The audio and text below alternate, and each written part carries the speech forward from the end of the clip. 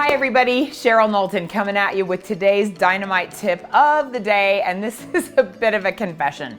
Okay, so I flew from the Salt Lake International Airport to the Atlanta airport, and I rented a car for the purpose of driving to Montgomery, Alabama to teach an instructor development workshop.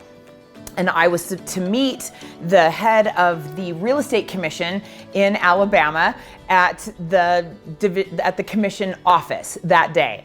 And we set a time and they closed at a specific time. And I thought, how in the world am I gonna make this happen?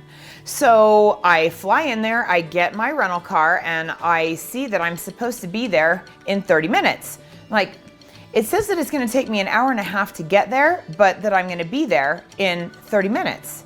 How is this possible? And I'm sitting here thinking, okay, I realize that I am a graduate of California public schools, and I also realize that some days the blonde goes to the roots, and some days when we have a time change or I'm all over the country, like doing an 8-state tour in 12 days like I did last month, my brain, it takes a couple of days to catch up, and I'm not thinking clearly. And I'm sitting there thinking, how am I gonna drive an hour and a half in 30 minutes?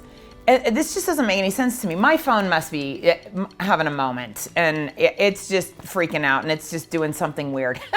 It didn't occur to me that I did not see the accurate picture. What I did not realize was going to happen was when I left Georgia and I drove into Alabama, I was gonna experience a time change. Look at that. I was gonna go back in time an hour, which was how I was gonna make a 90-minute drive in 30 minutes. So, just a reminder, sometimes we think we see the accurate picture of what's going on when in fact we don't.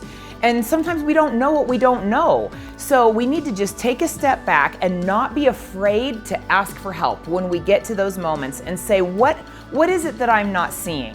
I love that about my coach. I said that to him earlier today when we talked. I said, all right, give it to me straight.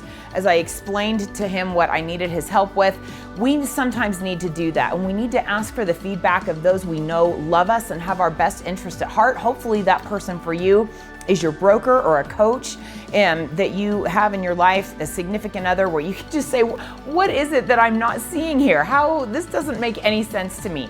Don't be afraid to ask. And that, my friends, is your dynamite idea for the day.